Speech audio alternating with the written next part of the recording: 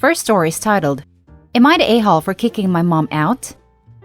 My 42 male mother moved in with us temporarily as her place in a retirement community is being finished. She has been a nightmare since she's moved in. She is constantly up my wife's butt, complaining, nitpicking. She's always got something to say about how she'd never do something my wife does, but then hypocritically says, it's fine if I do the same thing. My wife, who has the patience of a saint, doesn't complain. But I've been told by both our children, 16 male and 13 female, about things she said and done. I've told her more than once that she's a guest in our house and to knock off her crap. I feel terrible I didn't realize that she was just getting sneakier about it. It came to a head on Wednesday. I was doing a project when my son came in and asked to talk. He said I needed to do something about my mother because he's seen my wife cry more than once because of her. My daughter said she has too, though my wife tries to hide it. After gently pressing my wife about it, she admitted it was true and told me how much she was starting to hate being home now because it was so nonstop with my mom, and she didn't say anything because she wouldn't ever want to put me in a bad spot or make me feel like I had to choose. I was furious. My wife should never feel uncomfortable in her own home. I confronted my mom, who immediately turned on the tears. It was taken out of context. My wife just doesn't like her. She's telling me lies. I told her to pack her stuff. I'd allowed her to hurt my wife for far too long. I dropped her off at my aunt's house yesterday. My aunt says I made the right decision, and my wife and kids needed to be comfortable in their own home. My mom and brother are furious, however, and say I'm an a-hole for making her homeless. I told my brother he could take her in then, but that's not an option somehow. I don't think I was the a-hole at all, but my wife feels like we caused problems in my family. So, am I the a-hole? Added to add, I wanted to thank everyone for their kind words. A few people mentioned my wife not communicating what was going on. Well, she came from a very abusive home, and that is a contributing factor. Her mom always used to say not to make her choose, which I think might be why she said what she did. Now for the top comments. Not the a-hole. You are a good husband. I've seen far too many posts where the wife is in misery because the mother-in-law is horrible to her, and the husband either does nothing or sides with his mother. Don't let your mom and brother get to you. You did the right thing. Even your aunt thinks so. Good on you for being there for your wife. This, not the a-hole. Very funny that your brother's judging you but won't take her in either. That's some ridiculous behavior. Your mom is welcome to rent an Airbnb if she doesn't want to be homeless. Absolutely not the a-hole. It's so refreshing and satisfying to read something like this. Finally, someone who has their priorities straight. As someone who is dating a mama's boy, I can only hope one day he will shift his loyalty, for lack of a better word, to me. Take your wife out on a date and tell your kids you love them and prioritize them. Good for you. Yes, this family is awesome. Not only did Opie support his wife, so did the kids. That is a sign of a close family to me. Not the a-hole. Your brother is the a-hole though. Your mother, definitely. You did cause problems with the family, but frankly, your wife was being too passive and you took control of the situation. The mother-in-law caused the problems with the family. Opie fixed the problems. It's a hell of a wedge to drive in between a child and their parent, no matter what age. The nurturing caregiver that raised you will always be given the benefit of the doubt at first. It takes a shiny spine to tell your spouse that they need to kick the mother out.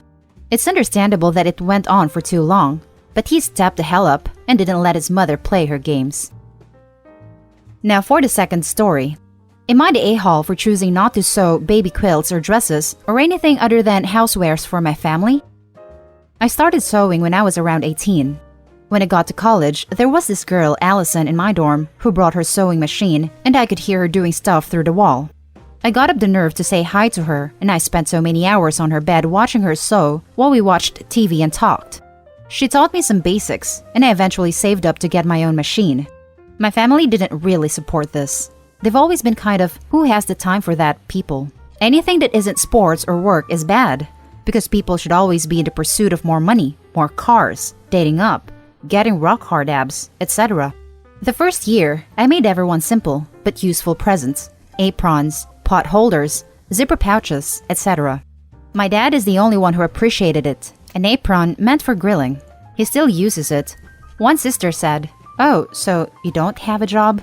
When I moved in with Allison to some off-campus apartments, my family started going in on lecturing me about not bettering myself constantly. Mind you, I was in school to be a teacher.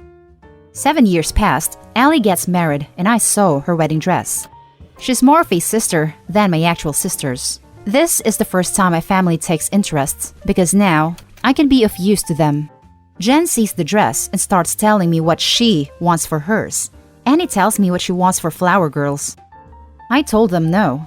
They didn't take it well.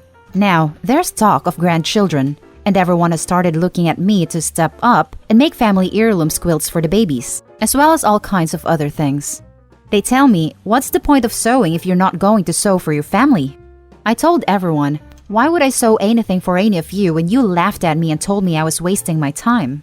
It didn't go over well, and my sisters have labeled me a bitter, hateful witch who won't let go of the past. And that I am jealous that they are successful in their careers while I'm scraping glue off desks. I teach high school, so no. A few friends have told me that my outburst was childish and that I shouldn't punish the grandchildren for my family being crappy to me. In my mind, I'm not punishing anyone. Punishing them would be taking away something rather than just not going out of my way to spend a lot of time sewing for people who are ungrateful. Plus, and I hate to say this, just because they're related to me doesn't make them family. I compromised and said I would make everyone some pot holders for Christmas. They told me to not bother coming if I'm not going to be a member of the family. Am I the a-hole? Now for the top comments. Not the a-hole. Also, wow for sewing an entire wedding dress. That's not easy and sounds like you're very, very skilled. And no, they want to use you without actually appreciating you. I'm pretty sure they won't even pay you or even provide materials. You're not punishing anyone because you're not taking away anything. No is no. They're not entitled or deserving to your free labor and time. They're not entitled or deserving to your free labor and time. Yeah, and I can't even understand why you compromised. They can go duck themselves. And OP, grow some backbone. Not the a-hole. They were mean and petty, and now they want presents? Made using the skill they were mean about? They are less clever than they think they are. The skill they are being mean about. They clearly don't understand the level of effort and talent that goes into making something like a quilt. They've just decided it should be no biggie for OP since it's not like she has a real job. Screw that. Not the a-hole. Honestly, I think your family members sound really insecure. They're also focused on status and achievement, and then they see you having a hobby you really enjoy, a good friend who is dear to you, and a career that fulfills you even though it's low status, which I don't agree with at all, but just sticking with the perception. And honestly, they just don't know what to think. You are happy and fulfilled by perfectly ordinary things, while they have loads and it's still not enough. So, they try to make you feel bad in order to feel better about themselves. It's sad, really. You're right.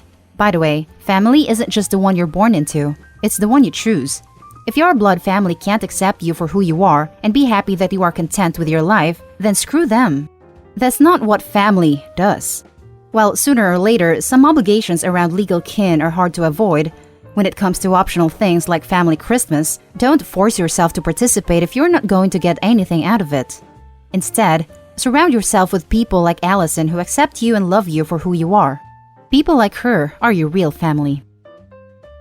Now for the last story. Am I the a-hole for not letting X off the hook on child support so he can afford his new life? My ex-husband had a 4-year-long affair. I only came to learn about this affair because he got the other woman pregnant. We are now divorced, they are married, and they have a 2-year-old together. X and I share an 11 and 12-year-old. As of last year, I have primary custody because he and his wife and their child moved 4 hours away, which the courts considered too far to maintain 50-50 timeshare. The business X worked for collapsed due to COVID back in April, and X was out of work for several weeks. In that time, he asked me to take him off the hook for child support, which meant no back pay for the weeks. And because I said no, he brought me back to court. All the court did was readjust the amount he owed because of their lost income. X's wife has since got a job, and he say that they are still struggling because neither make good money. He asked me again to let him off the hook. He said their daughter is suffering, because between keeping the roof over their head and paying child support, there isn't much left to provide for her. I told him that is not my problem. My concern will always be our children. He claims if I can afford to provide for them without him for a period of time, it is the right thing to do, because his other daughter is their half-sister, and as such, it is my role to make sure she is cared for too. Or at least it should be, if I am a good mother and a caring person. I told him the discussion was over, and I want the child support for my children. Am I the a-hole? Now for the top comments. Not the a-hole. Child support is for the benefit of your children.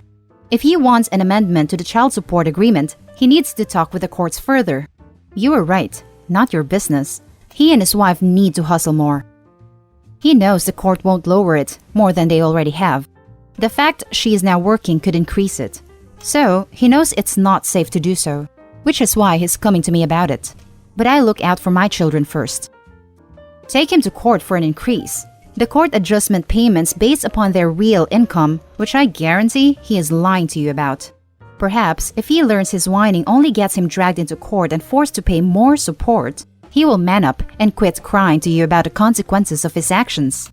But I look out for my children first, because you are a responsible parent. That would cost me money, so I will leave the child support as it is. If he wants to go fight for a further increase, he is entitled to, and I will enjoy saving the extra child support if that happens. I like to think I am. I have always put my kids first and their feelings and needs, even when it was painful to do so. But like I told a friend who asked being responsible and putting them first doesn't mean I'm going to let him walk all over me either. Not the a-hole. If he didn't want to pay child support, he shouldn't have had an affair. It's not your responsibility to make sure his daughter is cared for. If he can't afford to provide for his daughter and pay child support, he should get another job. Agreed, but he did. And he had no choice but to let it come out, so now he is reaping what he sowed. Don't feel guilty. The courts take his family size into consideration when calculating child support. He can pay to go back and ask for another adjustment if he needs it.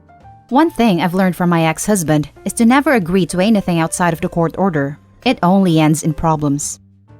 Not the a-hole. His new life, or lack thereof, is not your problem. He had the affair, he had more children, and as a parent, it's his job to provide for all his children.